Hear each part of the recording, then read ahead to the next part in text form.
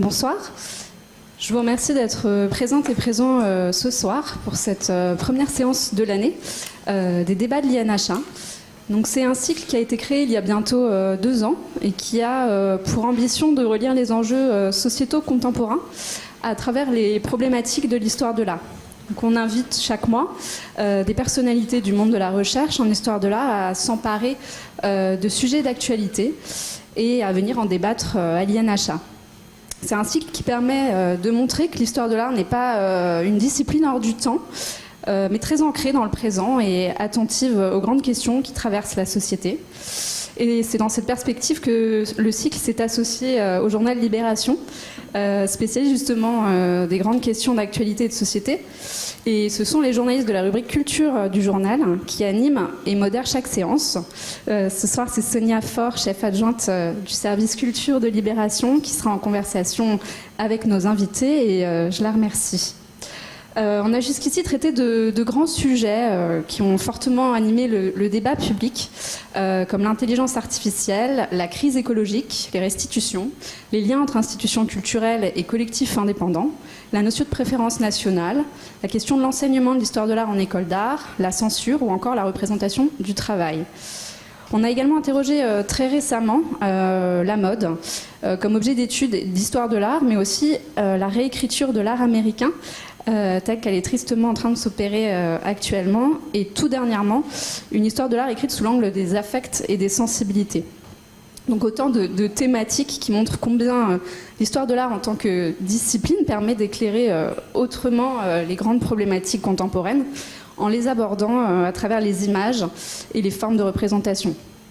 Ce soir, on va aborder une question politique qui traverse l'actualité du musée, de la recherche en histoire de l'art, et qui vient justement les bousculer, troubler le récit dominant tel qu'on l'a assimilé, à savoir comment une histoire de l'art queer et féministe se donne de nouveaux objets et renouvelle aussi notre regard sur les œuvres, les artefacts et de manière plus large l'histoire de l'art. En l'occurrence, l'étymologie même du mot queer, à savoir queer en allemand, qui signifie oblique, suppose cette divergence, ce déplacement. Et en lien avec les études de genre et la pensée féministe contemporaine, cet ensemble de théories et de pratiques queer oblige en effet à déplacer notre regard, à observer aussi depuis les marges ce que la pensée et les méthodes qui s'y développent font aux représentations et aux manières d'exposer, quitte à réorienter notre regard. Et pour suivre cette ligne oblique, cette ligne de fuite, on est très heureux d'accueillir ce soir Marine Kiziel, conservatrice au Palais Galliera, et Damien Delille, conseiller scientifique à l'INHA, récemment arrivé, que Sonia va vous présenter tout de suite plus longuement. Je vous remercie à tous les deux d'avoir accepté cette invitation. Je précise juste qu'un temps d'échange avec la salle est prévu à l'issue du débat. Je vous souhaite une très bonne séance.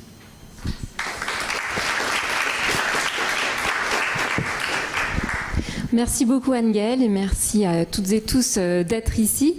Moi j'avais envie de rentrer dans le vif du sujet en commençant par citer le philosophe Paul Preciado, que vous êtes sans doute nombreux à connaître et qui est philosophe transféministe important pour la pensée queer. Et la phrase que je vais vous citer, c'était déjà il y a un petit moment, puisque c'était dans son manifeste contre-sexuel paru en 2000 chez Ballant. Et il parlait depuis la communauté, je cite, des intersexes, des trans, des handis, des queers, des racisés. Et il disait « Ce livre a pour point de départ l'affirmation joyeuse et en apparence antiscientifique de l'irréductible multiplicité des sexes, des genres et des sexualités. Son point de départ n'est pas un appel à la révolution, mais la réalisation du fait que nous sommes la révolution qui a lieu. » Donc ce soir, si on essaie de suivre ce programme ambitieux, c'est à une révolution du regard. On va réfléchir dans la manière de voir les œuvres, la manière d'écrire aussi l'histoire de l'art. On va voir si cette révolution a lieu plus ou moins amplement, enfin ce qu'on peut espérer. Le queer, tu l'as dit Anne-Gaëlle, c'est le renouvellement des formes esthétiques contemporaines déjà, sans doute, mais c'est aussi rendre visible des populations minoritaires en marge, qu'elles existent aujourd'hui ou qu'elles aient existé dans le passé. Et à ce titre, je voulais remercier Marine Kiziel d'avoir signé une tribune dans Libération qui est toujours sur le site de l'IB, qui plaidait pour une muséologie des invisibles. On reviendra sans doute sur cette idée. De plus en plus aujourd'hui, il y a des livres qui sortent sur la question de queer, on en montrera quelques-uns. Il y a aussi beaucoup d'expositions qui montrent cet art queer et féministe. On peut citer dans les expositions récentes, par exemple Zanele Muoli. Alors là, il n'y a pas une exposition en particulier, mais cet artiste d'Afrique du Sud qui montre notamment les lesbiennes noires en Afrique du Sud est présente dans la fameuse Galerie du Temps du Louvre-Lens. Donc ça montre aussi une certaine institutionnalisation de ce regard et de ces questions. Je pense aussi à... Où est Michael... Ah bah oui, à côté, je ne l'avais pas vu. Michalene Thomas aussi. Donc là, il y a une exposition au Grand Palais, donc c'est à droite, de cette artiste, alors là, cette fois afro-américaine. Et je relisais une interview d'elle au Monde récemment, où elle définissait sa pratique comme « Comment puis-je me laisser traverser par les complexités du monde ?» Et je me disais qu'au fond, c'était une définition assez large, mais assez belle aussi du queer, oser se laisser traverser par les complexités du monde. Il y a l'exposition à l'étranger aussi Casa Susana qui vient de s'achever au Met, sur laquelle on va revenir avec des photographies de ce lieu dont vous avez peut-être entendu parler aussi par le documentaire de Sébastien Lifshitz, Casa Susana aux États-Unis, où des hommes s'habillaient en femmes à l'époque, dans les années 60, où les gays et les lesbiennes étaient encore évidemment réprimés dans certains États des États-Unis.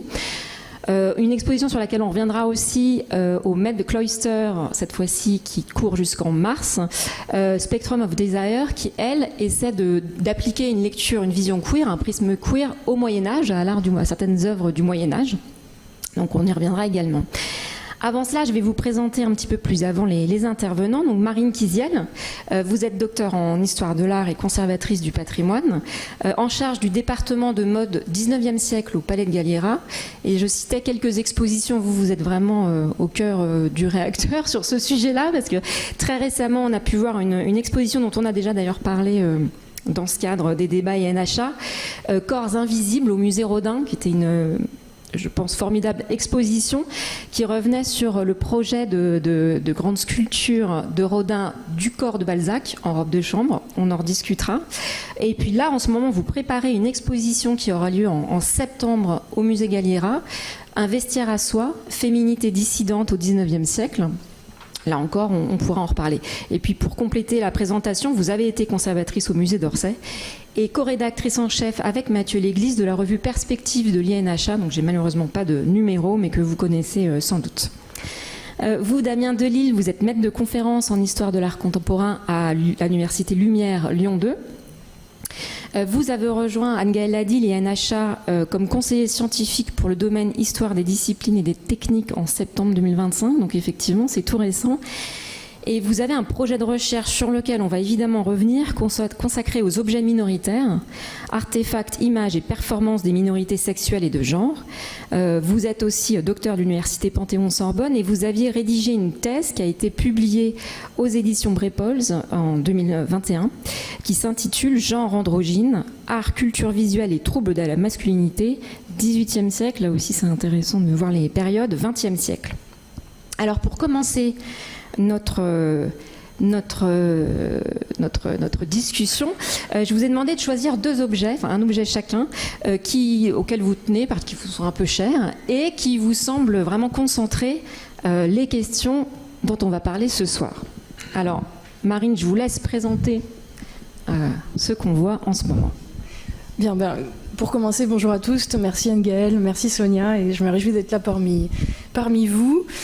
Je suis venue sans mes chapeaux, mais j'ai eu le plaisir il y a 3 ans, quand je suis arrivée à ce poste qui est donc désormais le mien, en charge des collections 19e au Palais Galliera. Je suis arrivée au musée, je suis arrivée dans nos réserves, et ma collègue Marie-Laure Guton était en train de préparer une exposition que vous avez peut-être vue, notre parcours des collections pendant les JO sur la question de la mode et du sport. Et ces chapeaux d'Amazon étaient sur la table des restauratrices pour constat. Et je me suis exprimée assez vivement, parce que ma joie était grande. À qui appartenaient ces chapeaux? On ne le sait pas toujours. On avait en l'occurrence ici l'information. À la princesse Murat. Était-elle lesbienne, m'excrimai-je? Et la réponse du musée par la voix de la réopage de mes collègues fut: Pourquoi? Alors, pourquoi? La salle le sait peut-être, parce que le monocle est un signe de reconnaissance lesbien à la fin du 19e siècle et au début du 20e siècle, et que je n'ai aucune révélation à vous faire, mais que donc on peut se demander si ce symbole était connu de notre princesse Murat, grande donatrice du musée. On a toute sa garde-robe, 850 pièces, c'est sublime, des années 1870 à l'entre-deux-guerres. Et à l'invitation de Laure Murat, que j'ai amené jusqu'à ses chapeaux, historienne et descendante de cette princesse, nous nous sommes demandé si elle était lesbienne ou myope. Et la question est impossible à résoudre puisque la princesse Murat, celle dont nous parlons, Cécile, avait pour sœur Violette Murat, la bien nommée, qui elle fut ouvertement lesbienne. Mais de Cécile, rien ne filtre dans la mémoire familiale ni dans les archives publiques. Et à l'invitation de Laure, j'ai mis mon œil, et donc pas ma tête dans le chapeau, mais mon œil derrière le monocle. Je n'ai une seule chose à vous dire, c'est que j'ai la même myopie que la princesse Murat. Est-ce une capacité à voir? C'est une question qu'on pourra se reposer. Merci beaucoup. Alors vous êtes venu avec un film. Est-ce que vous voulez présenter d'abord, avant qu'on le... Attendez, il est en haut. Voilà. Jack Smith. Peut-être dire un mot d'abord. Bonjour à toutes et à tous. Merci d'être là. Merci beaucoup, Sonia, de présenter, d'introduire effectivement à la fois ces questions, ces enjeux de ce soir. Je voulais effectivement, pour... rebondir sur ce choix d'objet qui est toujours difficile. Vous montrer un extrait en fait d'un film que j'ai présenté la semaine dernière, ou il y a bientôt 2 semaines, dans le cadre d'un cycle de films expérimentaux autour du cinéma américain. D'ailleurs, ce qui est intéressant, c'est de voir que finalement les débats se résonnent les uns avec les autres autour des années 60, autour de la mode. Et dans ce cadre-là, j'avais présenté le travail donc de l'artiste, du réalisateur états-unien Jack Smith, né en 1932, mort en 1989, et qui donc est surtout connu pour ses films. Donc je devrais vous en montrer un extrait. Alors apparemment il y a eu des gros problèmes techniques qui ne permettent pas de diffuser le son, mais il s'agit d'une chanson plutôt patriotique très très américaine. Et ce qui est très intéressant, c'est que lorsqu'on m'a proposé justement de présenter le travail de Jack Smith, ça rentrait en résonance directe avec le contexte des années 60-70, puisque le film est de 69, voilà. Et surtout de ce contexte actuel que l'on connaît bien américain. Et on reviendra aussi sur notre rapport transatlantique à tous ces enjeux de ces théories queer qui vont nous animer ce soir.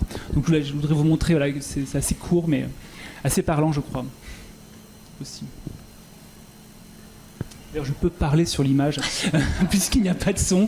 En l'occurrence, donc, ce qui m'intéressait donc dans cet extrait, c'était à la fois vous montrer Jack Smith qui va être en fait considéré pour beaucoup de théoriciennes queer des années 90 et 2000 comme, et là je cite l'un des théoriciens importants, José Esteban Muñoz, le père des utopies queer. C'est-à-dire que c'est un artiste particulier, complexe, protéiforme, que l'on voit ici, qui est donc occupe une sorte de... qui joue une performance autour de son alter ego. Et ce qui est intéressant, c'est de voir comment, dans cet extrait-là que je voulais vous montrer, il est en commentaire direct en fait, avec le propre contexte politique dans lequel il vit. On est à quasiment moins de 2 semaines de l'élection, non pas de Trump, mais de Nixon à l'époque.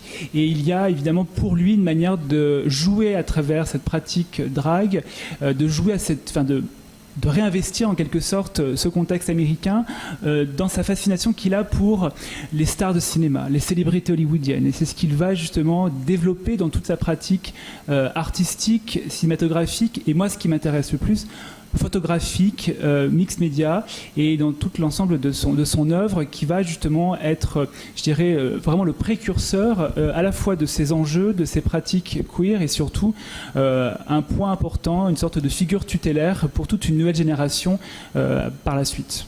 Donc c'est un peu l'objet que je voulais présenter. Et on peut regarder les photos aussi, je crois que vous avez amené des photos, non Voilà.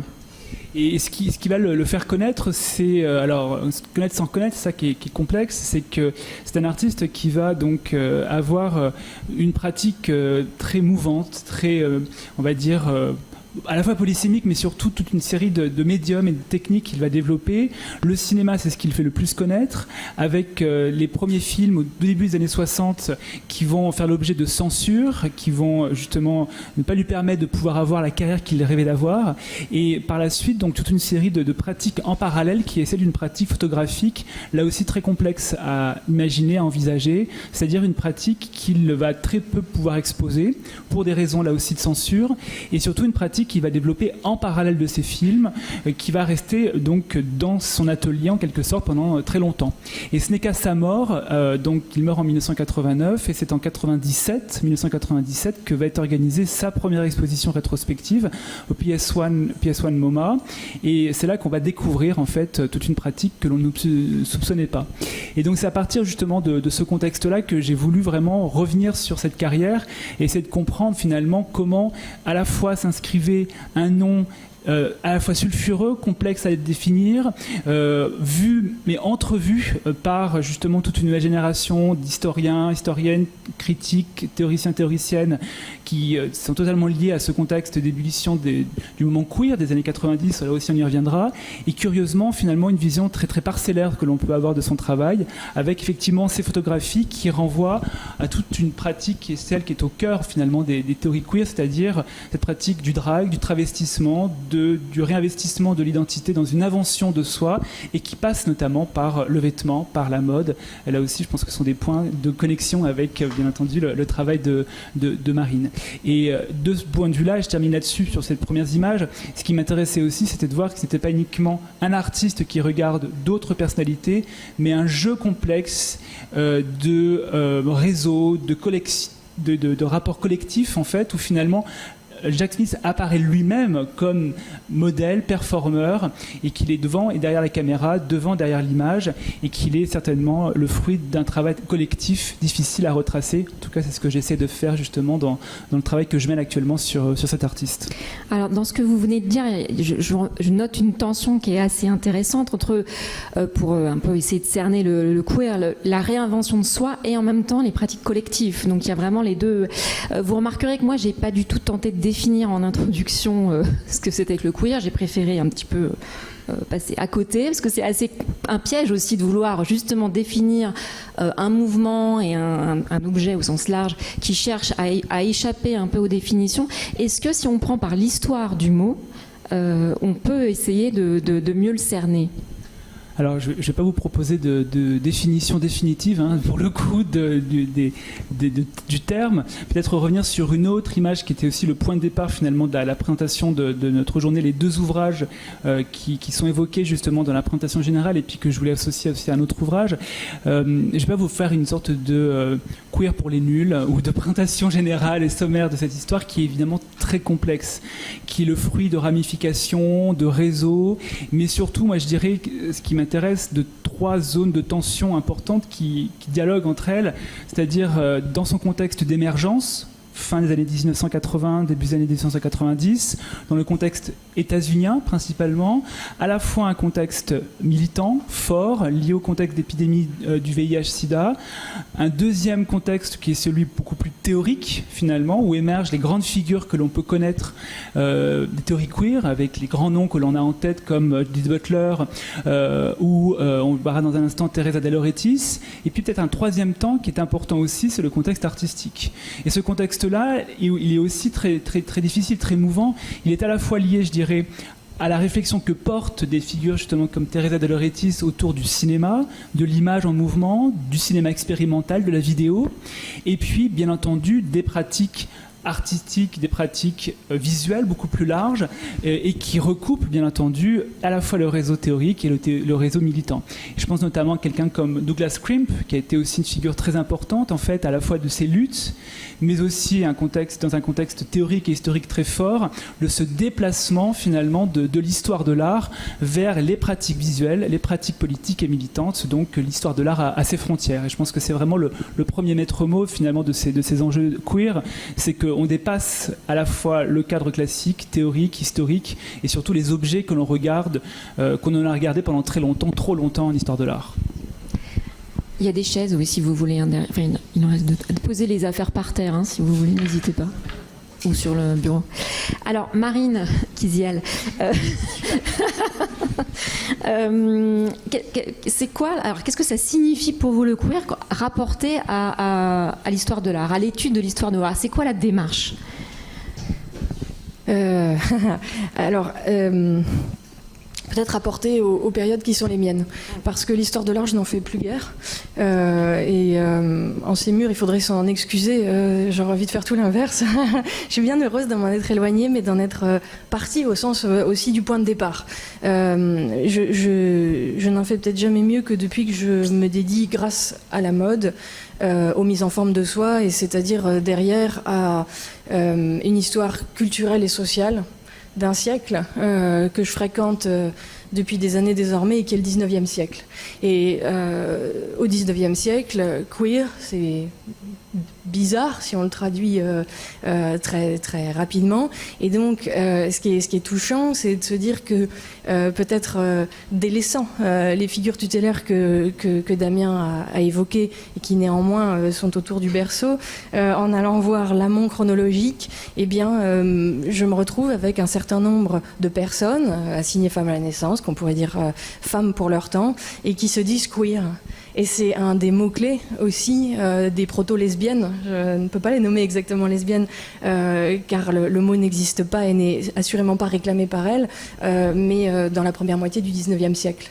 Donc queer, c'est peut-être là aussi oblique, et oblique à la norme, oblique aux exigences, oblique au patriarcat, et peut-être d'une certaine manière sûre et droite à soi-même.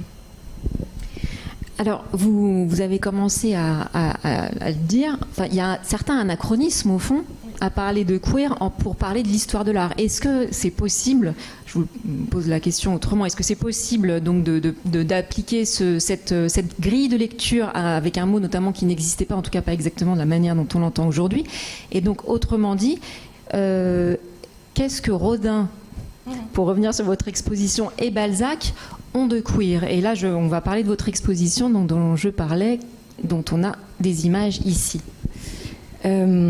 Rien. Je crois que c'est important de le dire, mais pour tenter d'avancer au présent. Est-ce que Rodin est queer? Certainement pas. Est-ce que Balzac est queer? Certainement pas. Est-ce que le regard que j'ai porté sur l'œuvre de l'un, regardant l'autre, ce que cette robe de chambre trempée dans le plâtre par Rodin avait à faire avec une grande passion du 19e siècle qui était de mesurer les corps, avec des corps qui pouvaient être différents de ce que, et c'est l'Apollon du Belvédère derrière, vers lequel les tailleurs veulent amener leur pratique, c'est ainsi qu'on appelait leurs clients. Est-ce que ces corps ont une dissonance par rapport à des normes qui, au demeurant, s'établissent en ces siècles? Il y en a de tout temps des normes, et celles du 19e, au fur et à mesure du siècle, commencent à refuser que des corps acceptables socialement soient gros, et que donc des corps acceptables artistiquement soient gros, et enfin que dans le contexte de la statuaire publique, des grands hommes puissent être de gros hommes. Eh bien, tout cela ne fait certainement pas des artistes et des protagonistes, des hommes et des femmes queer, et en revanche fait du regard que j'ai posé sur eux une ambition de parler au présent, c'est-à-dire dans les conditions de l'énonciation. J'ai énoncé tout cela en 2024-2025 au musée Rodin, à destination du présent. Et le présent queer, on en a une belle phalange dans la salle, et c'est à lui que je voulais parler en entamant cette exposition profondément historique et qui avait pour objet des artefacts vieux et pour le dire de manière plus douce, anciens, mais donc ce que l'on n'applique pas nécessairement à une grille de lecture qui pourrait se réclamer d'un regard queer. Et cette exposition qui donc prenait pour objet ces artefacts, ces choses pauvres, ces sortes d'étranges formes, et notamment cette robe de chambre que Rodin avait pris le soin de préserver. Cette exposition, elle commençait par la rue et elle finissait avec elle. C'était aussi là tout l'enjeu de parler de monuments publics. Et elle commençait par une citation de Preciado et elle s'achevait par une citation de Laure Murat. Citer, ça n'est pas être. Je ne faisais que montrer, proposer et surtout donner à voir des problématiques du présent, et en l'occurrence la manière dont, à la faveur du mouvement Black Lives Matter, dont le titre même, le Matter, vient de Butler et du Bodies That Matter, ces corps qui comptent, l'ouvrage séminal de Judith Butler, voir comment ce présent en fait avait nourri notre compréhension de la sculpture publique. Au moment où elle tombe, elle n'est jamais aussi actuelle que quand on en parle dans les livres avec érudition, en l'éloignant pour la regarder dans le temps de sa fabrique. Et cette manière en fait de reprendre les problématiques du présent au moment où elles viennent à nous, historiens et historiennes de l'art, plutôt que d'aller à elles avec un prisme ancien, c'est peut-être une proposition, je ne saurais moi-même l'appeler queer, mais qui fait partie d'une envie qui est d'ouvrir le musée à d'autres formes de pensée et surtout à une contemporanéité qui ne soit pas juste un effet de surface, mais qui aille réengager là des questionnements qui, vous l'avez entendu, en l'occurrence, se demander ce qu'un corps doit être pour passer à la postérité et ce que, dès lors, une identité devait être pour être reconnue comme acceptable et célébrable.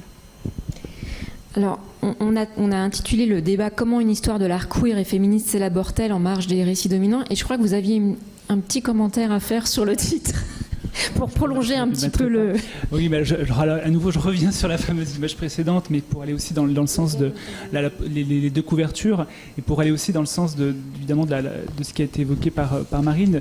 Ce que je trouve important aussi par rapport à cette reconfiguration, cette remise en perspective finalement de ces enjeux à l'aune des perspectives queer, c'est de voir qu'il ne s'agit pas uniquement d'écrire un art qui serait en quelque sorte catégorisé de nouveau ou enfermé sur lui-même ou véritablement déterminé par des sortes de définitions ou justement des éléments qui pourraient être stables. Précisément, il y a des formes d'instabilité en fait et de non-catégorisation finalement des formes, des objets, des pratiques artistiques, et donc j'ai toujours un petit peu du mal à voir que l'art est queer, qu'il y aurait une histoire de l'art queer, avec plutôt une idée que l'histoire queer doit se faire, donc plutôt une histoire queer de l'art qui pourrait être envisagée.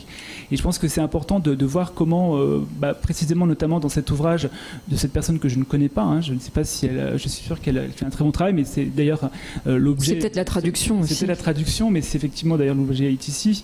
Ce qui était très curieux, c'est de voir qu'il y a, pour les raisons purement éditoriales de Flammarion, donc un travail qui est fait de recatégorisation et finalement de reconduction, je pense, des canons finalement de l'écriture de l'histoire de l'art. Avec une majuscule superbe.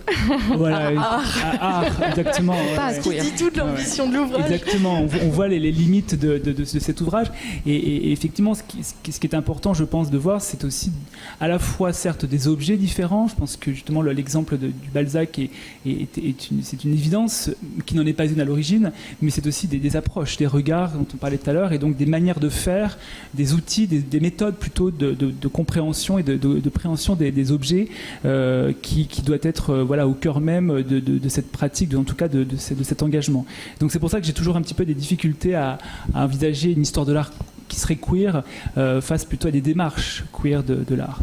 Et peut-être pour rebondir sur l'autre ouvrage, comme ça on aura fini cette image-là, c'était aussi mentionner un autre ouvrage qui me paraissait important et nécessaire autour de cette histoire-là, c'est précisément une histoire décloisonnée, une histoire culturelle de ces pratiques, ce qui a été au cœur donc, du travail justement de Richard Mayer et il manque d'ailleurs l'autre collègue qui a œuvré... Catherine Lord, pardon, voilà, qui a œuvré aussi sur cet ouvrage. C'est un ouvrage intéressant puisque la démarche même est celle d'un entrecroisement, d'un entrelacement entre des histoires plurielles qui sont celles à la fois des histoires d'artistes, mais aussi des histoires des mouvances, des mouvements militants LGBT, et donc de voir comment s'entremêlent finalement tous ces récits où l'objet en tant que tel, l'objet que l'on regarde, l'objet qui est montré au musée, n'est plus celui précisément que l'on accroche au Simèse, mais qui est celui, on va revenir tout à l'heure, qui peut être collecté, qui peut être gardé dans les archives, qui peut être porté sur soi, d'autres types d'objets pour d'autres histoires. Je pense que c'est aussi le premier sens du terme même de queer qui est au cœur justement de ces démarches-là. Donc oui, pour celui de gauche, un peu moins pour celui de droite, si je devais apprécier en quelque sorte l'actualité éditoriale. Alors, ce qu'on comprend bien pour faire une histoire queer de l'art, plutôt, c'est une question d'outils de méthode. On a un autre exemple, donc j'en parlais déjà, alors je ne sais plus si c'est... Voilà, c'est celle-là. Ça, c'est l'exposition dont je vous parlais en tout début dans l'introduction, qui est donc au Met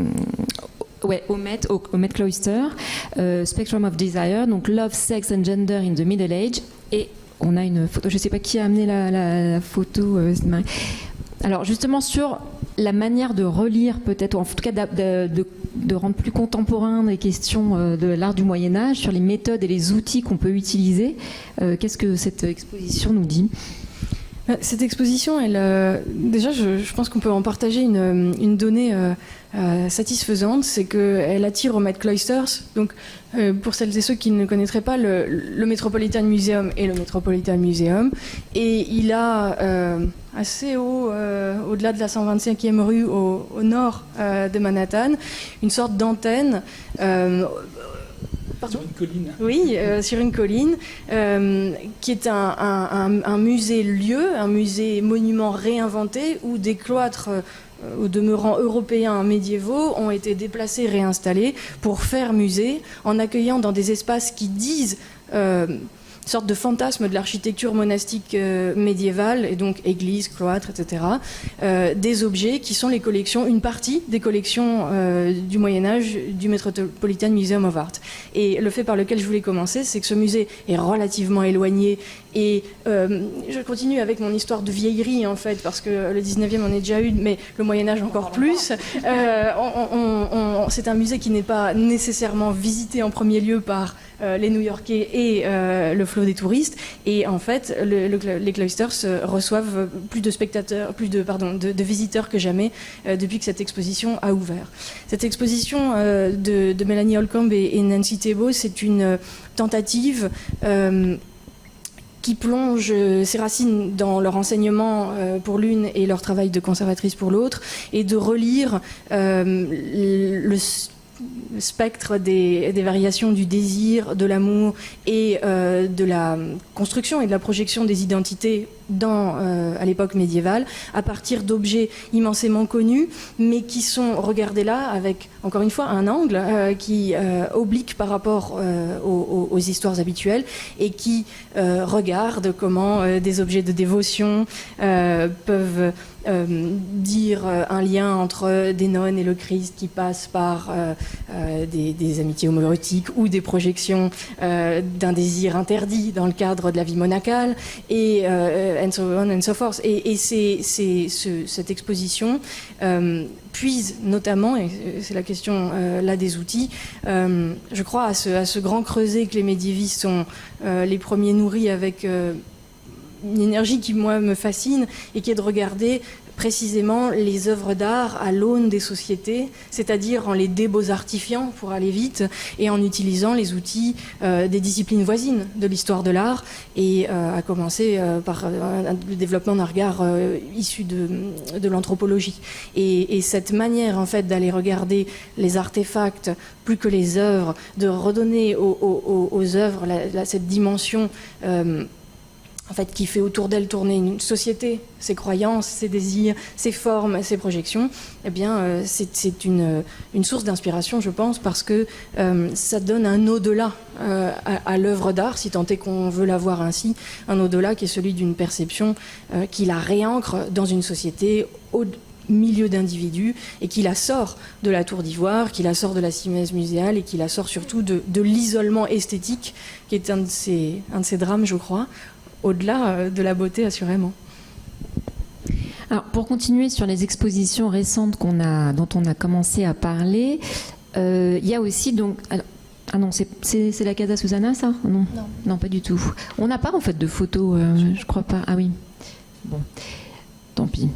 Ça, c'était vous moi, pour... Ouais, voilà. C'est une autre...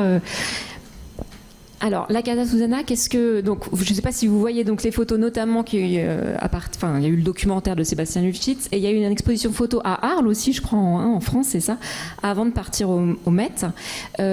Donc là aussi, on redécouvre un moment, alors beaucoup plus récent, hein, on parle du Moyen-Âge aux années 60, de cette maison, de ce lieu très particulier. Oui, non, effectivement, je rejoins ce qu'évoquait à l'instant Marine, c'est-à-dire la capacité que l'on a à pouvoir renouveler les regards à travers une remise en condition des objets dans leur espace en quelque sorte de vie d'origine, si on peut dire. À partir du moment où le musée a un petit peu détaché l'origine même des lieux, d'existence de ces objets, ce qui est important, c'était de voir comment pouvoir les réancrer dans un contexte, dans un milieu, dans un espace, dans un temps qui était le leur. Effectivement, la période médiévale est assez complexe parce qu'elle n'a pas finalement très peu de noms, de grands noms, ce qui justement la sauve, précisément par l'effet d'anonymat, ce qui la sauve des fois justement de cette impression d'ultra-esthétisation de certains objets. Et de ce point de vue-là, justement, la Casa Susana, c'est aussi un petit peu le même type, c'est-à-dire des productions photographiques, donc toute une série de photos d'anonymes faits par des anonymes, en fait. Et donc c'est ce point-là qui est assez intéressant. À l'origine, donc, il s'agit de collections, de pratiques intimes, donc de photographies de format assez restreint, assez petit, qui donc ont fait l'objet à la fois donc d'une redécouverte, comme beaucoup d'ailleurs dans ces histoires d'archives.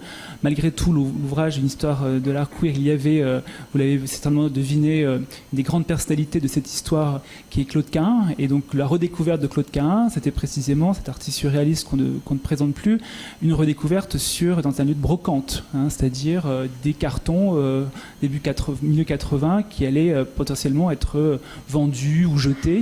Donc c'est souvent le cas d'ailleurs de ce type de redécouverte, des objets de rien, de rebut qui finalement deviennent sont redécouverts à l'aune justement de reconditions et de recontextualisation qui ont été justement celles de cette histoire de la Casa Susana.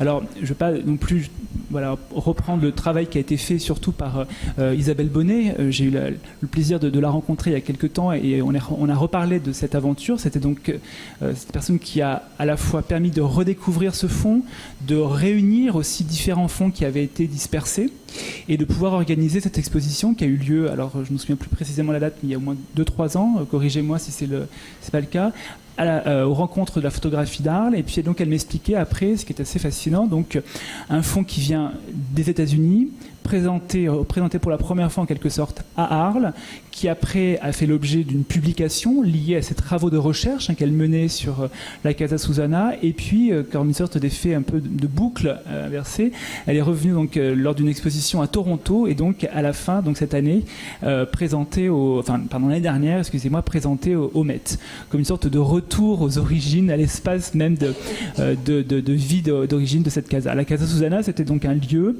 de vie, d'accueil de personnes, principalement des hommes, qui pratiquer ce que l'on peut appeler le travestissement, le terme problématique, le cross-dressing en anglais.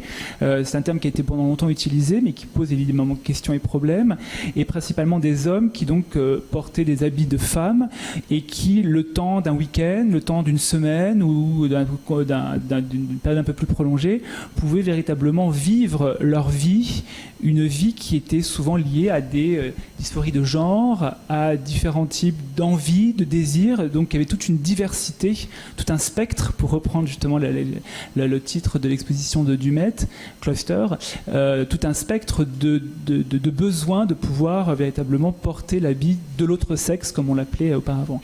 Et donc dans ce contexte-là, il y avait souvent donc des hommes hétéros ou gays, mais beaucoup d'hommes hétéros, et puis un certain nombre de personnes qui aussi justement ont eu le besoin de poursuivre cette aventure en quelque sorte, tant d'un point de vue artistique, donc de pouvoir prendre des photographies, de pouvoir véritablement documenter leurs pratiques, et puis d'autres tout simplement étaient liés à ce contexte d'émergence des cultures trans, et notamment au premier contexte de publication en fait des toutes premières revues donc trans américaines, et avec l'une des personnes qui s'occupait de la Casa Susana, qui a été aussi elle-même impliquée en fait dans la visibilité des premières communautés trans aux États-Unis.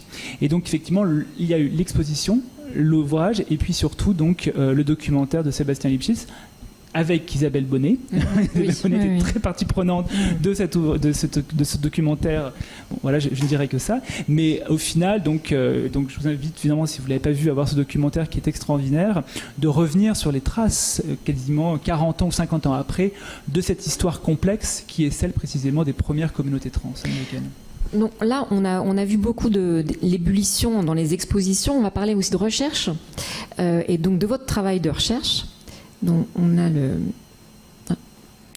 ici. Voilà, objet minoritaire. Est-ce que vous pouvez déjà nous en parler un peu, ce que ça signifie, ce que vous cherchez à travers ça? Et puis avant cela, donc c'est au sein de l'INHA. Qu'est-ce que ça signifie pour vous qu'une institution telle que l'INHA, déjà, est-ce que c'est récent, et qu'est-ce que ça signifie qu'elle s'intéresse d'aussi près aux questions de genre? Alors, c'est une vaste question. En fait, donc d'abord, je suis bien entendu ravi et voilà, très content de pouvoir parler de ces objets et de pouvoir en discuter ici à l'INHA. Je dis cela parce que ce n'est pas forcément une évidence, et ça n'a pas été pendant très longtemps. Je pense que ça aurait été difficile de pouvoir en parler il y a de cela 10, 15 ou 20 ans.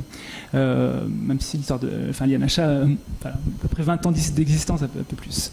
Et effectivement, depuis donc la rentrée, j'ai proposé ce projet, qui est un projet donc collectif de recherche. Alors, c'est toujours un peu plus difficile et moins sexy de vous parler de projet de recherche que vous parler d'exposition, parce qu'il y a moins de visuels, et en plus c'est une recherche en cours. Mais c'est une recherche collective qui précisément souhaite porter l'attention sur ces objets qu'on pourrait appeler pendant très longtemps mineurs, minoritaires, et qui sont liés justement à ces communautés, à ces individus aussi, qui donc de manière un peu simple et peut-être réductrice aussi, sont liés aux minorités sexuelles et de genre. Donc toutes les pratiques issues des individus et des communautés LGBTQIA+. L'objectif de ce projet, donc, c'est à la fois d'interroger la communauté de chercheuses et de chercheurs sur ces enjeux, sur ces questions, mais aussi d'interroger les praticiens, les professionnels des différents musées et des archives. Bien entendu, ce projet, une des premières personnes que j'ai rencontrées, c'est Marine. Parce qu'elle était en train de préparer son exposition, donc ça me paraissait assez naturel de pouvoir lui en parler.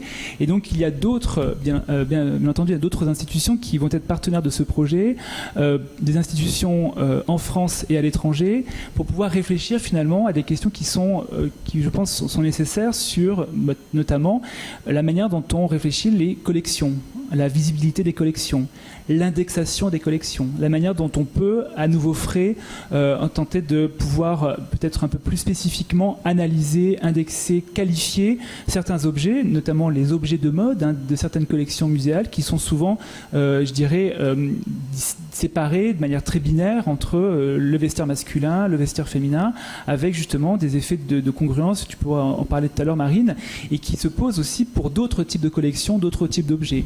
Comment parler potentiellement, non pas uniquement du genre, mais de la sexualité de certains créateurs, créatrices, quand justement cet enjeu de la sexualité est importante vis-à-vis de production, vis-à-vis d'objets, vis-à-vis aussi de processus des fois collectifs qui précisément rompent avec l'individualité du créateur des murges, comme on peut l'avoir dans l'histoire de l'art un peu plus classique.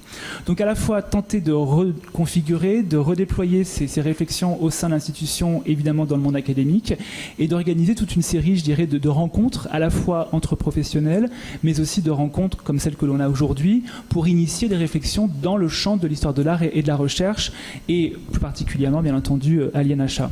Donc ce sont vraiment différents aspects, différents volets autour d'un projet sur 4 ans, et c'est surtout donc l'idée, la possibilité de pouvoir en France, qui est un des pays quand même qui, je dirais pas qu'il résiste, mais que c'est un pays qui n'est pas forcément qui n'accueille pas forcément ces enjeux, ces approches au sein même de la discipline de l'histoire de l'art, de pouvoir véritablement réinvestir ou investir tout simplement ces enjeux et ces débats, et notamment de les historiciser.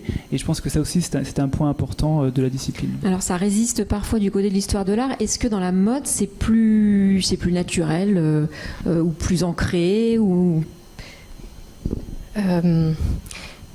sans tomber dans les clichés, peut-être convoquer une image, c'est-à-dire en fait dire qu'on n'est toujours que des nains, c'était le passage avec le Moyen-Âge, sur les épaules de géants.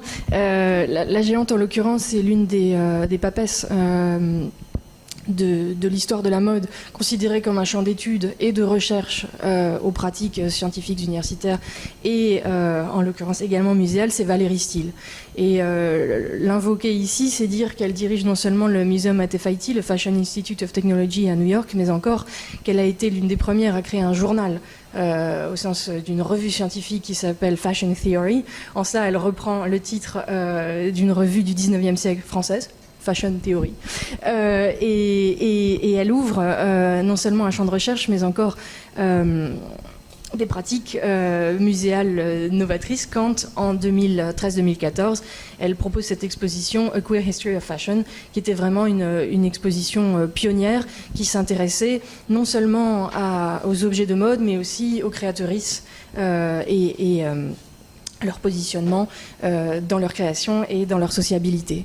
Et mon exposition, en quelque sorte, elle naît de celle-là, puisque l'exposition de Valérie Steele, elle s'ouvre avec quelques silhouettes que vous voyez en haut à droite de l'écran, en gros 10 silhouettes du XVIIIe siècle jusqu'au Paris Lesbos, pour dire les queers d'avant, sans exactement les nommer, et ensuite elle se penchait sur le XXe siècle.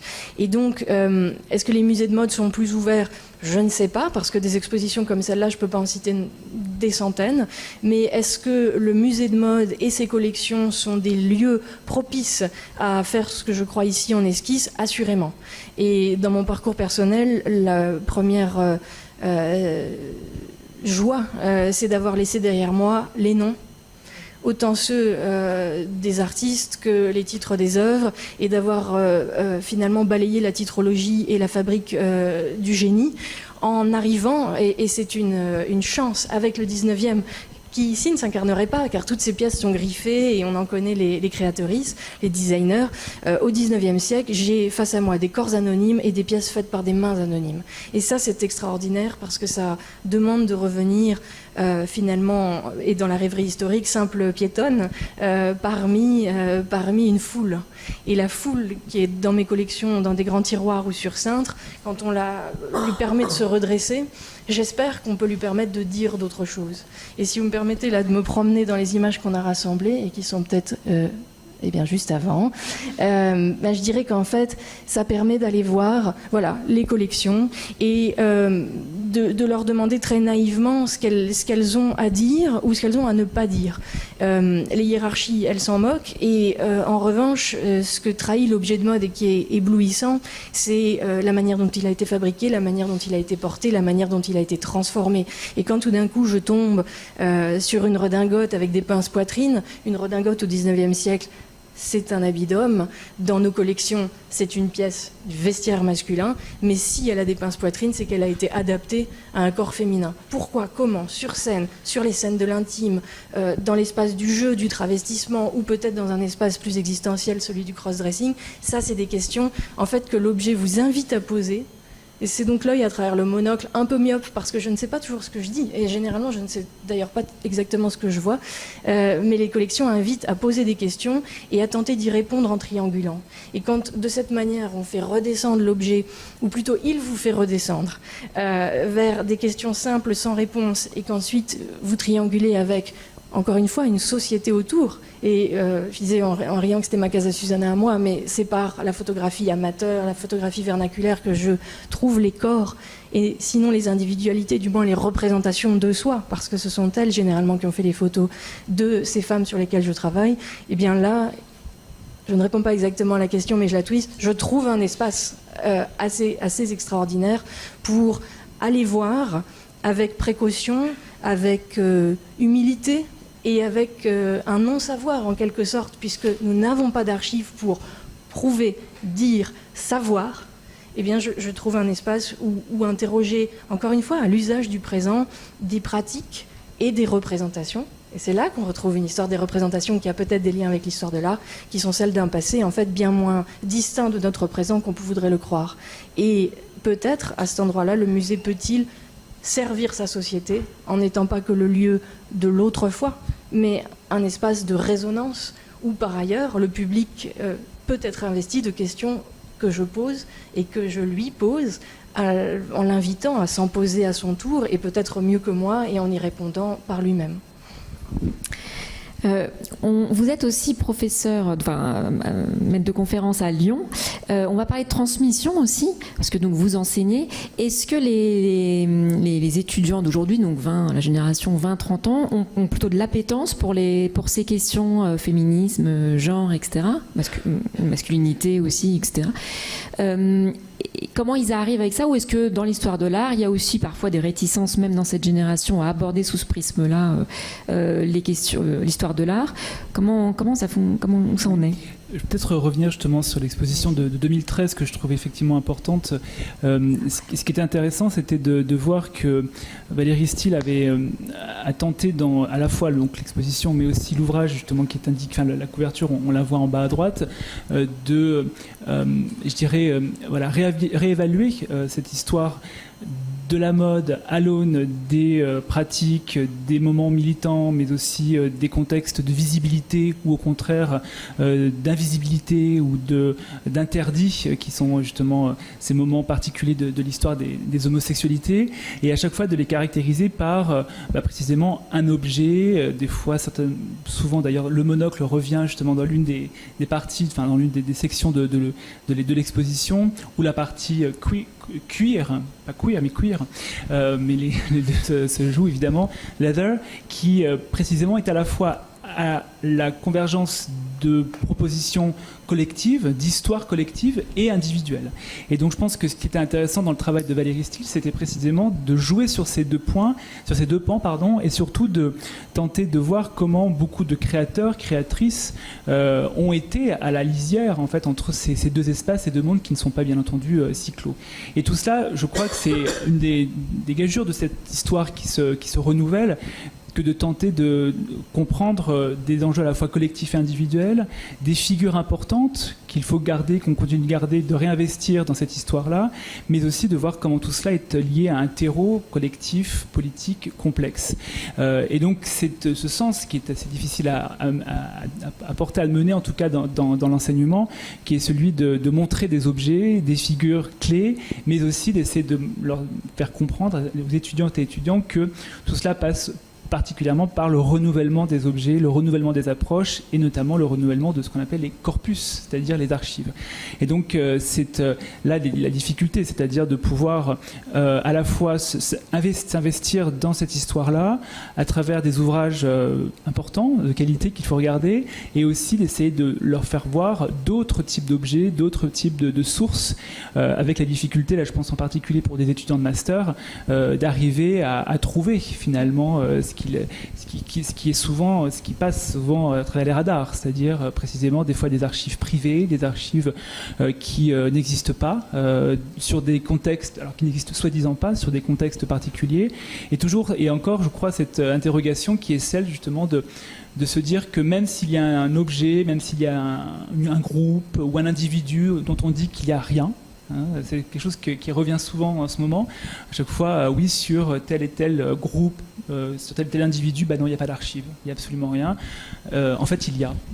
Et donc ça, c'est cette idée aussi de persévérance qu'il faut avoir en tête par rapport à une histoire qui précisément s'écrit à la lisière ou de manière invisible dans certains contextes qui ne sont pas institutionnalisés, qui ne sont pas légitimés et qui méritent précisément d'être réinvestis par la ténacité du chercheuse ou de la chercheur, ou du chercheur ou de la chercheuse. Donc ça, c'est le premier point important, je pense, de toute pédagogie, de partir de cette difficulté, de cette incapacité que l'on pourrait avoir de ne pas trouver les choses. Alors, on va revenir justement sur les archives dans très peu de temps, mais juste pour rester sur la transmission, mais d'autres manière, cette fois dans les expositions, donc la transmission aussi des idées au public.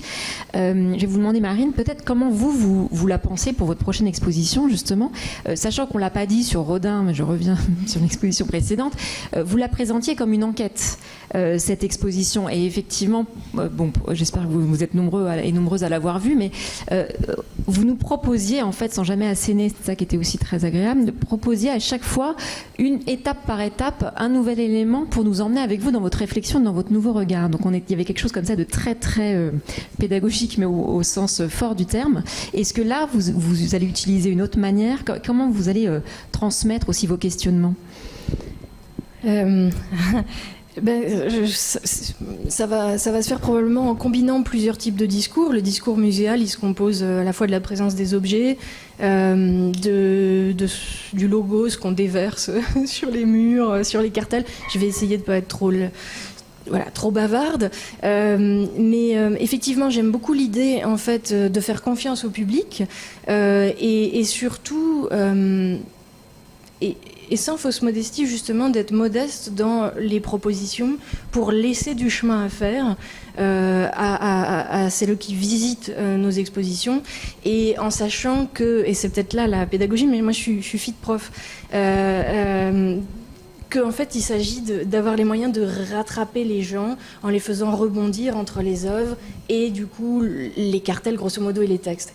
Et j'ai beaucoup travaillé dans l'exposition du musée Rodin, non seulement la dimension de l'enquête, mais aussi le fait de dire plusieurs fois la même chose, parce que tout le monde ne lit pas tout, et de savoir déjà que visiter une exposition c'était fatigant, et donc par ailleurs qu'il était opportun parfois de déplacer un tout petit peu ce qu'on avait à dire d'un cartel l'autre, pour qu'au sein d'une même salle en fait une exigence minime mais nécessaire pour équiper le visiteur puisse ces informations lui arriver et lui permettre d'aller plus loin.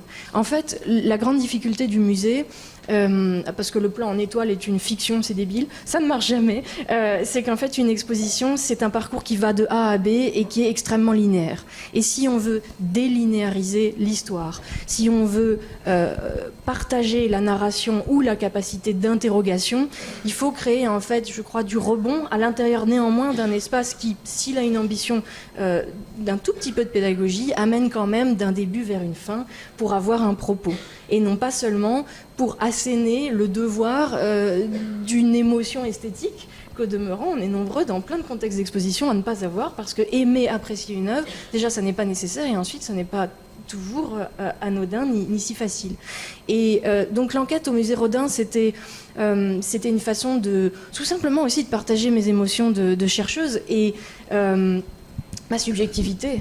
J'ai tenté de recréer pas mal de conditions qui avaient été les miennes quand je suis allée en fait derrière Rodin, à la Société des gens de lettres, ou alors chez un vicomte qui lui a montré plein de choses, etc. Et donc, voilà, partager un peu ce fantasme de la recherche.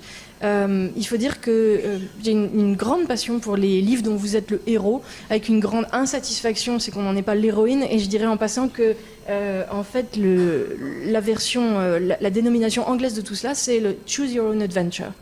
Et donc, l'idée de choisir sa propre aventure dans l'espace de l'exposition, je trouve ça sympathique, mais c'est pas toujours possible. Et donc, dans une exposition comme celle qui arrive sur la masculinisation de la mode féminine au XIXe siècle, je déroule le siècle et je tente de poser des choses qui ont besoin d'être installé devant le visiteur pour ensuite lui donner la capacité à penser, sachant que je suis dans des parages que les livres ont très peu évoqués, voire jamais, et qui ne font probablement pas partie de l'histoire commune si je pense à un public très large, et on est le service public.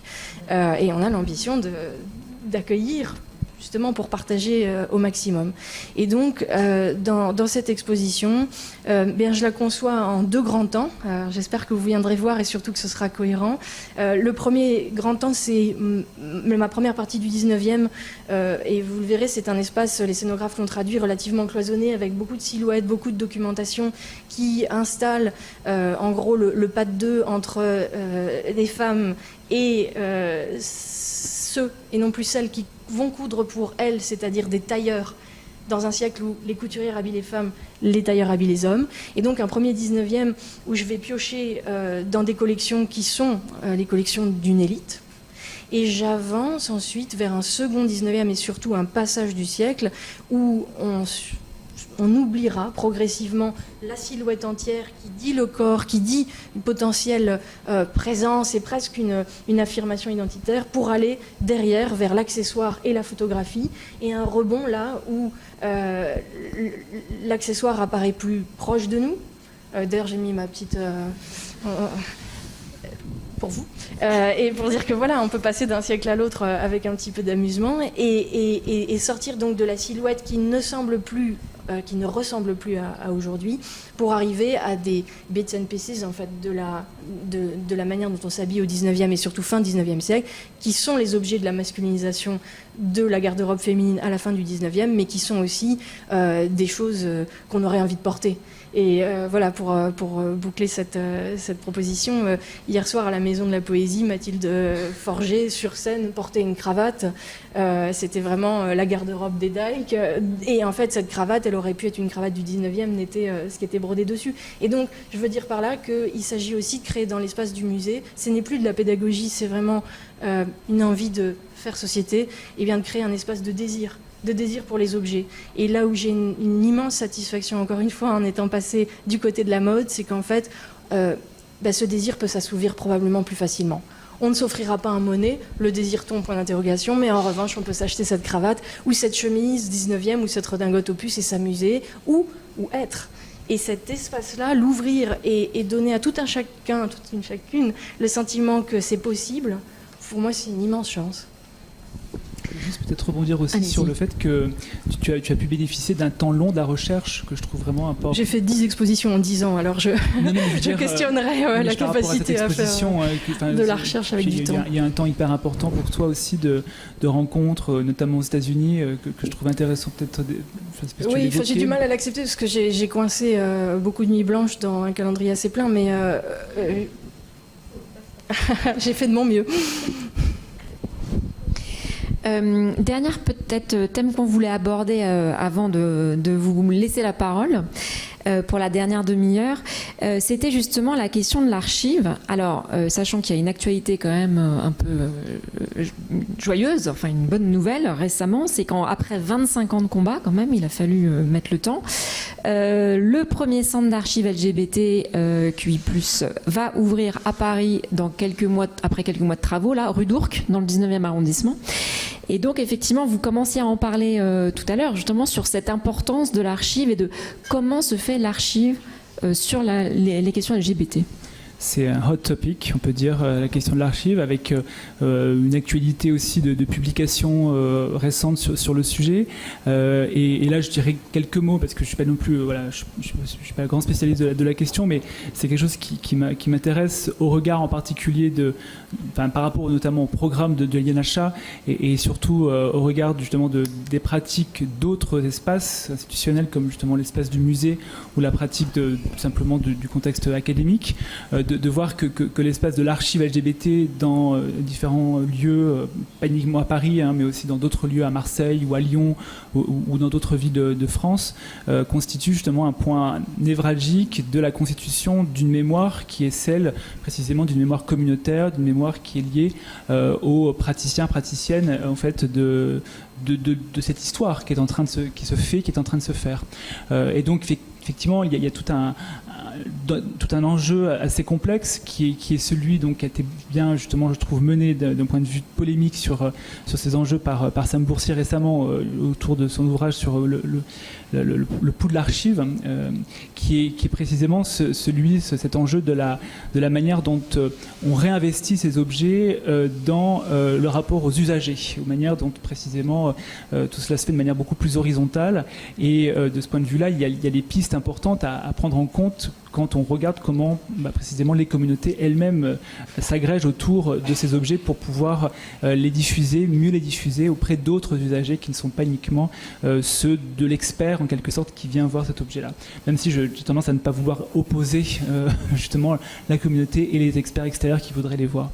Moi je voudrais juste peut-être dire un mot des archives qui moi m'intéressent, qui sont celles justement encore une fois de mon artiste que j'évoquais précédemment. C'était aussi d'autres images que j'avais apportées. En fait, ce que je trouvais important, c'était de voir que précisément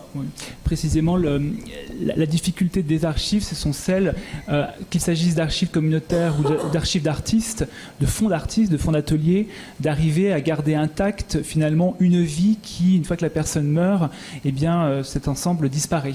Il est dispersé, il est acheté, il est donné, et il y a souvent cette difficulté de pouvoir finalement garder un ensemble à la fois intact, ou du moins rester dans son intégrité, en quelque sorte, d'ensemble, et puis surtout de pouvoir à la fois, bien entendu, le garder physiquement, matériellement, et de pouvoir le garder aussi dans la diffusion auprès des personnes qui s'y intéressent.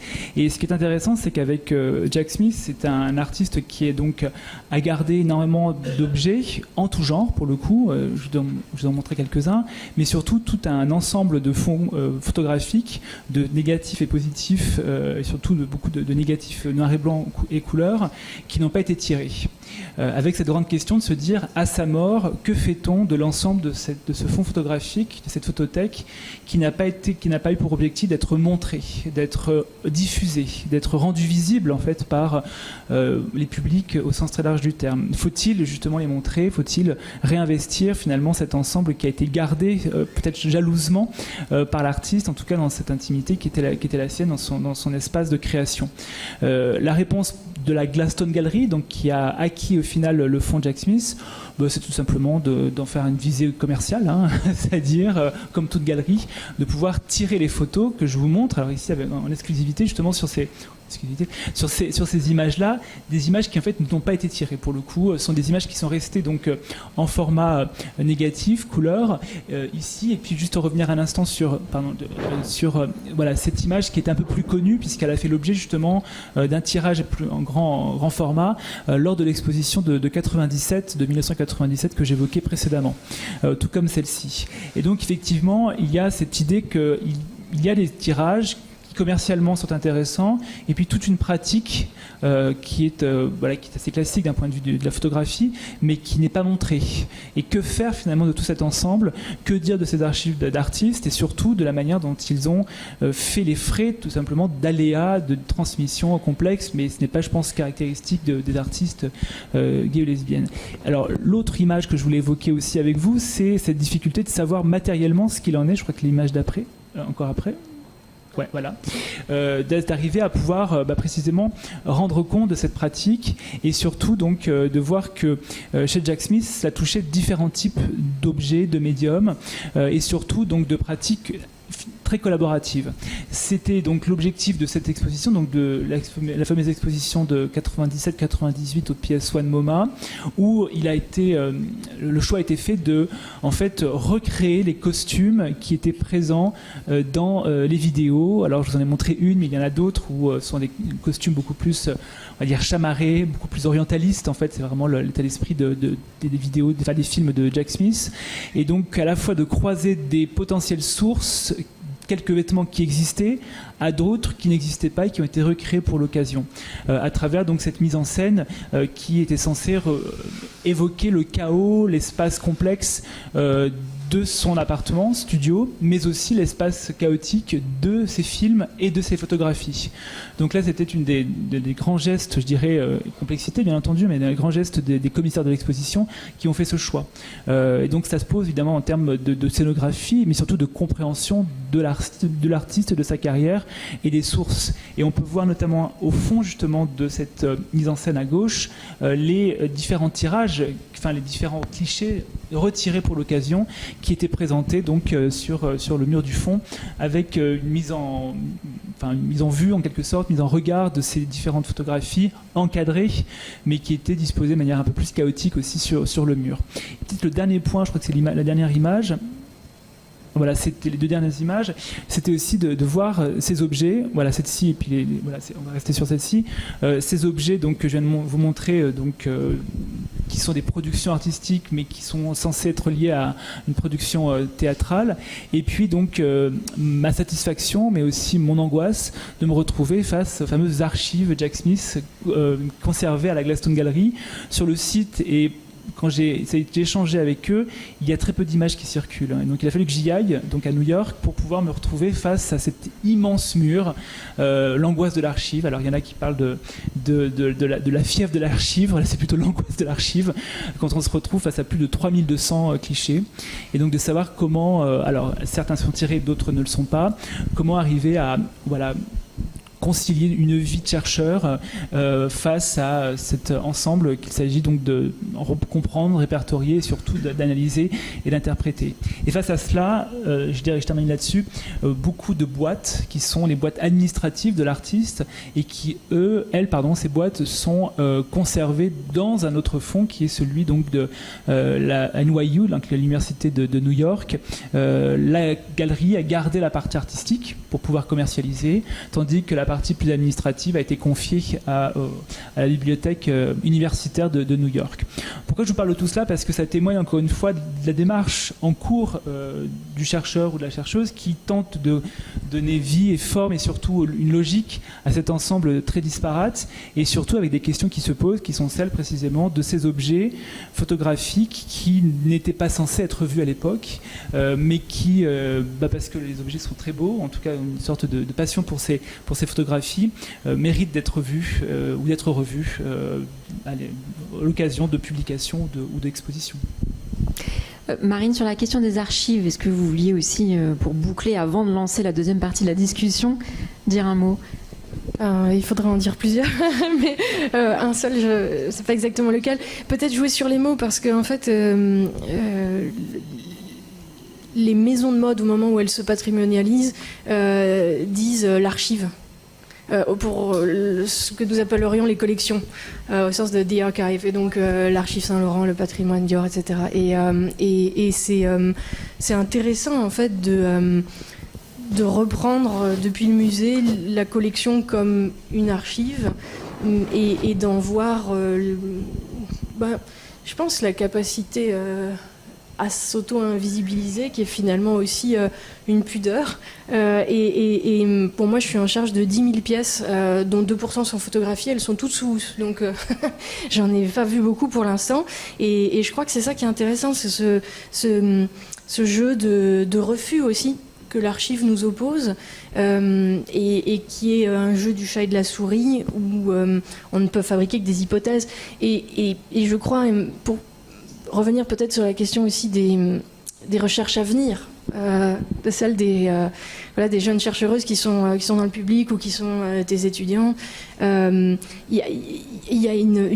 L'archive demande à ce qu'on s'appuie sur elle peut-être, mais surtout qu'on se défie de la manière dont on l'a cataloguée. Et revenir aux indexations me semble important, peut-être pour finir.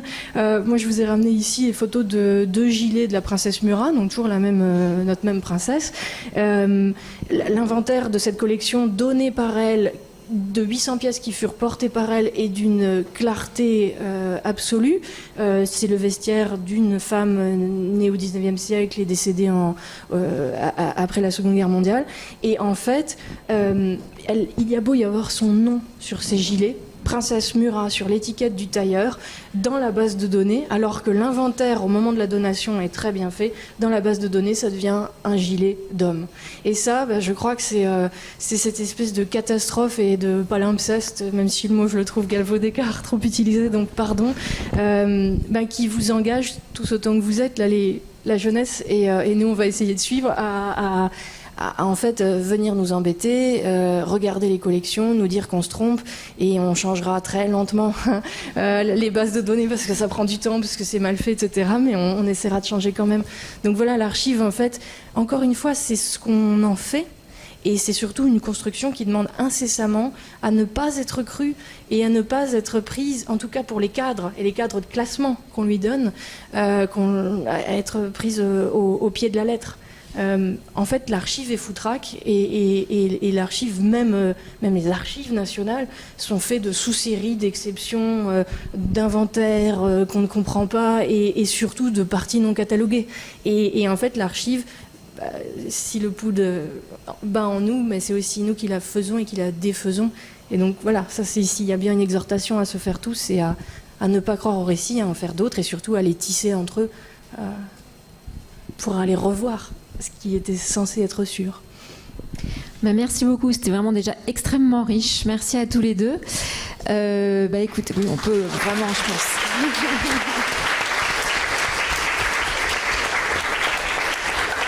Merci beaucoup. Alors, maintenant c'est à vous. Est-ce que vous avez des questions? J'imagine que oui. Je crois que la jeunesse, comme dit Marine, là vous êtes obligés de réagir, hein. Vous avez été interpellés.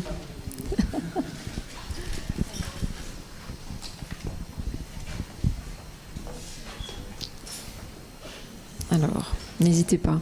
Pas forcément la jeunesse d'ailleurs. Hein. Oui, non, excusez-moi, je voulais pas empêcher les autres. Pas d'agisme.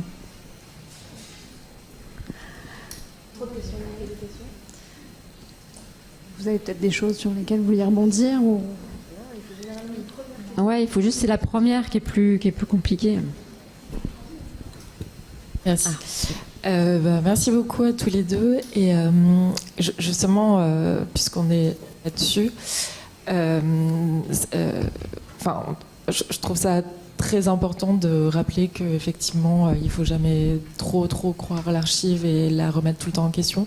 Et je voulais savoir, par exemple, dans l'exposition, sans trop de spoilers, si ça va être expliqué au public, en termes pédagogiques, ou si on garde ça pour les coulisses. Mais parce que, c'est vrai que je pense que c'est important de le faire savoir, de montrer un peu aussi comment est-ce qu'on travaille. Et voilà, je voulais savoir si ça s'intégrait dans l'exposition ou pas. Mais bon, s'il y a trop de spoilers, on n'est pas obligé de répondre à cette question. Non, mais je me vautre dans tout ce que je partage sur Instagram suffisamment pour risquer face même à l'absence d'image de croire être dans le dévoilement. En fait, j'espère. Et donc, j'arrive même pas à avoir une affirmation parce que ce que je vais faire, je ne l'ai jamais fait. Et donc, j'espère qu'il y aura une clarté méthodologique qui soit donc une invitation à voir les manières dont cette exposition a été pensée, ce que je vous ai un petit peu exposé. Néanmoins, contrairement par exemple à l'exposition du musée Rodin où la forme de l'enquête était advenue et était très fonctionnelle, là si je tisse trop d'enquêtes, en tout cas c'est ce que j'ai pensé, à une base qui n'est pas partagée par toutes et tous, eh bien, j'ai eu peur en fait d'emboîter trop de difficultés. C'est-à-dire, quand on arrive au musée Rodin à dire, voilà, allez, on va regarder comment ça se passe quand Rodin va chez le tailleur et pourquoi il patine, ce grand génie, parce qu'en fait Balzac est gros, mais en fait on peut penser que l'essentiel des visiteurs du musée Rodin savent qui est Rodin et que par ailleurs on a tous plus ou moins vu des choses. Et donc en fait c'est plus facile de construire quand on a une base commune. Or là dans cette exposition il a fallu en construire une. Donc c'était un peu la double partie que j'évoquais au départ. Je donne beaucoup de bases grâce finalement, enfin c'est un artifice, c'est un narratif au premier 19e et ensuite j'émancipe davantage et je vais sur les murs inviter, et évidemment scénographiquement, les gens à voir par eux-mêmes. Ce sera peut-être moins une profession de foi méthodologique qu'un acte de confiance et du coup une manière de donner une méthode entre les lignes mais de ne pas l'expliciter. Et donc ce que par exemple là je vous montre, je peux pas le mettre au mur, enfin j'aurais pu, mais je pense que dans le cadre d'une exposition comme ça où il fallait redire les féminismes, les carcans, les batailles, et puis aussi dire 1810 n'est pas 1880 parce que à partir du moment où c'est ancien, c'est vieux, c'est tout pareil, il n'y a plus de chronologie, voilà, je me suis retrouvée face à quand même beaucoup de choses à mettre sur la table pour essayer avant d'en arriver à la méthodo. Mais j'espère qu'elle sera là justement par la disparition des silhouettes entières, qu'elle sera là aussi par certains rassemblements. Je vous concocte une grande surprise qui pourront dire aussi peut-être des manières de façonner l'historiographie ou de la transformer. Et enfin, moi, je pense qu'on peut croire aussi à la valeur heuristique de la rêverie. Et donc, que suggérer à la fin l'adhésion, le rêve, ce sera une manière de parler de méthodo, parce que la première chose que j'ai faite devant ces objets, c'est de rêver. Ça paraît bête, mais c'est ça. De rêver à ces personnes, et de rêver à leur vie, et de me demander lesquelles elles étaient, et puis surtout de n'avoir rien à en dire de très clair. Et ça, c'est de la méthodologie aussi. Se taire, ne pas savoir, c'est de la méthodo.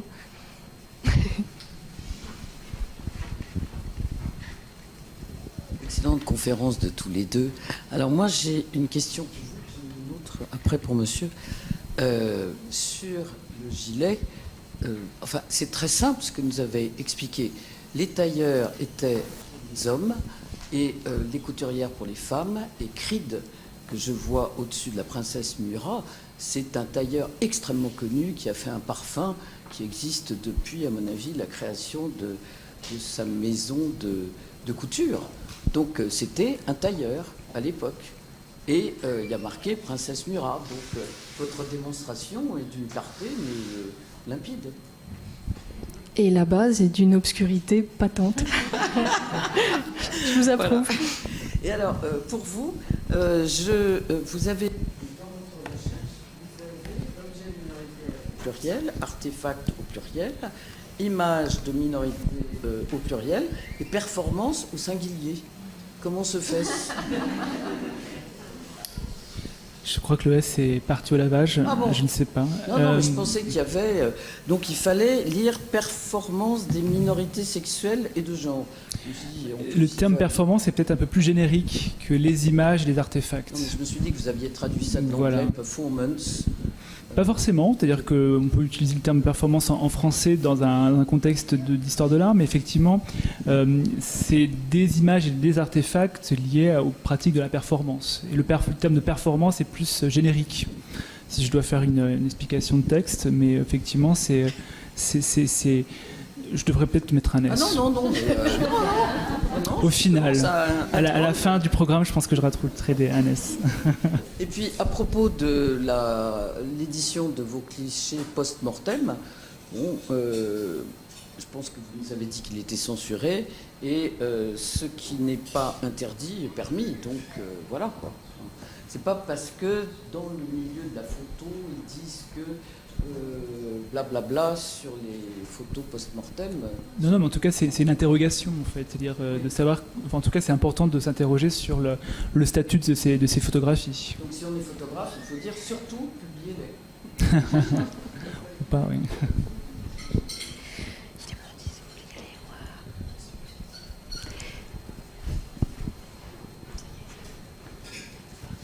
Merci infiniment. Je voulais continuer à vous interroger justement sur ces questions de dénomination et cette notion d'objet minoritaire.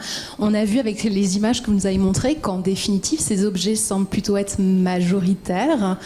De fait, je voulais savoir par rapport à ce projet de recherche s'il y avait une ambition aussi quantitative et qu'est-ce que recoupera finalement ce programme de recherche sur les objets dont il s'intéresse.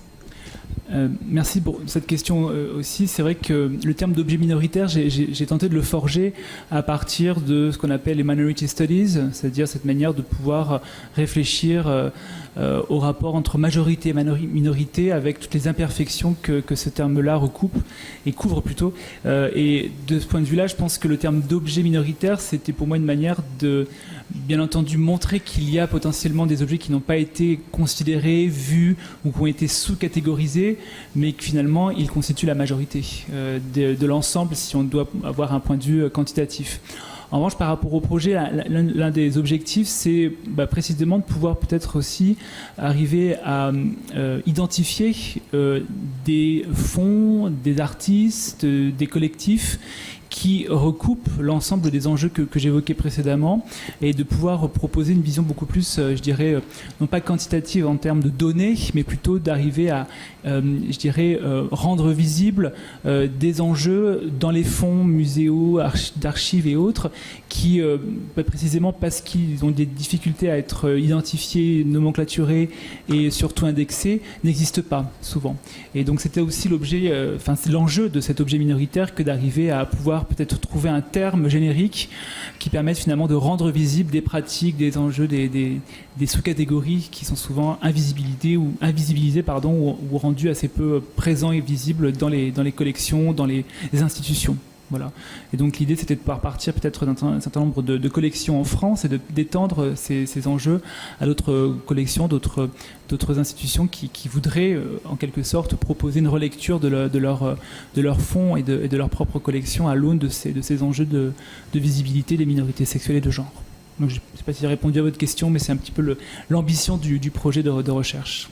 Voilà.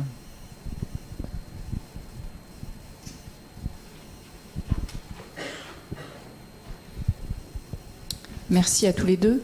C'est une question pour Marine. Est-ce que tu pourrais nous parler de cet article dans Libération que tu viens de signer et qui m'a beaucoup intéressée et touchée?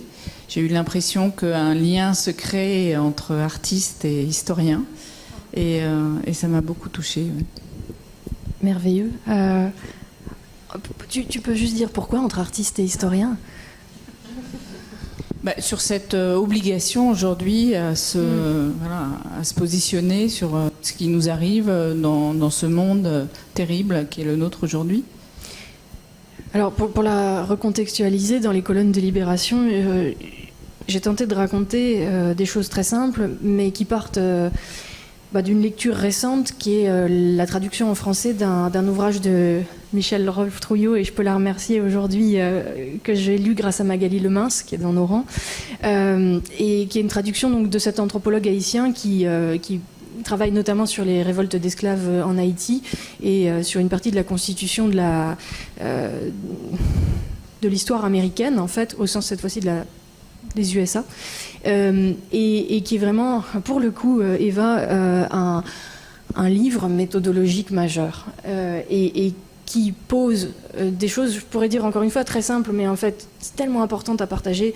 Il dit, et donc je ne fais que le singer, que les narrations historiques sont écrites par des historiens de profession, que cela s'éloigne généralement et d'un rapport subjectif et sensible à leurs sources, à leurs sujets et à leurs archives, mais encore d'une nécessité qui est d'être en acte, historien-historienne au présent pour sa société, et donc de ne pas renvoyer le passé à sa fixité, mais au contraire de le regarder avec les problématiques du présent.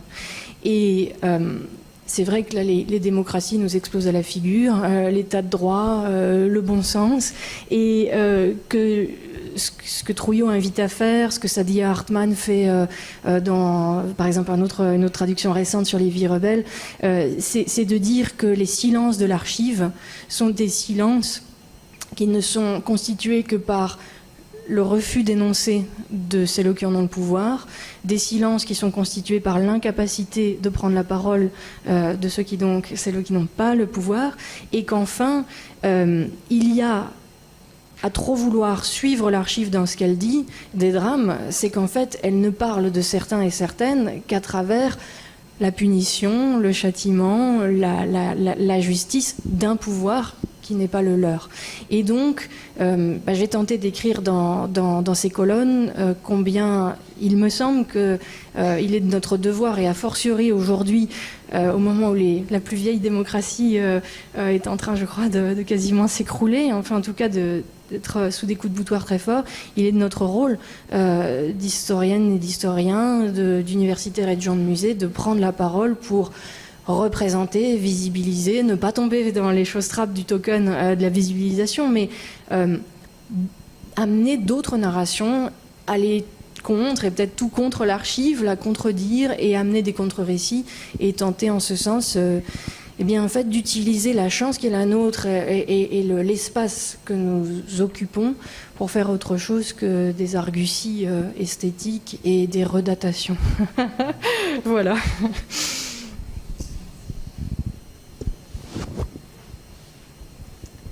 Est-ce qu'il y a encore une question avant qu'on se quitte? Parce que là, on a 2 minutes. Une toute dernière question. Merci. C'était vraiment passionnant, ça donne vraiment matière à réfléchir. J'avais une question pour Damien Delille sur le programme de recherche de l'INHA. Est-ce que dans vos recherches, vous allez prendre en compte des questions d'intersectionnalité autour des questions de race et aussi de handicap notamment? Bien entendu. Ce sont des enjeux qui me semblent centraux, qui sont liés, je pense à une historiographie qui est lointaine et qui doit constamment être renouvelée, ça c'est certain. Mais ce qui est sûr, c'est que par rapport à ces objets, c'est avant tout, par rapport à ces objets minoritaires, je devrais ajouter, et par rapport à ce programme-là, c'est une aventure collective. Donc là, je suis là pour proposer ce projet de recherche, mais l'ensemble des différentes activités, des différents événements, des différentes productions scientifiques qui vont se développer durant les 4 années du projet, tout cela, c'est une aventure collective. Et donc, je souhaite bien entendu pouvoir être associé à d'autres personnes qui pourront apporter leur propre vision des choses, et surtout apporter des visions complémentaires à ce que peuvent être ces objets minoritaires dans une vision intersectionnelle qui est nécessaire. Je ne peux dire que cela, parce qu'après, l'idée c'est de pouvoir après ouvrir les possibles et les champs, et c'est évidemment l'une des ambitions du projet. Bon, merci infiniment à vous deux, c'était vraiment passionnant. Merci à toutes tous et tous d'avoir été là et d'avoir posé des questions. J'en profite juste pour donner 2 rendez-vous. D'abord le Festival de l'Histoire de l'Art qui aura lieu le premier week-end de juin et où vous pourrez retrouver Isabelle Bonnet qui donnera une conférence justement sur la Casa Susanna et où également le documentaire sera projeté. Et voilà, j'annonce aussi que Damien et Marine seront également à retrouver en conférence pendant le festival. Le deuxième rendez-vous, c'est la prochaine séance des débats de l'INHA qui aura lieu le 26 février sur l'Ukraine, en écho au voyage en Ukraine qui se déroule jusqu'à fin mars, je crois, entre plusieurs institutions. Voilà, vous êtes les bienvenus.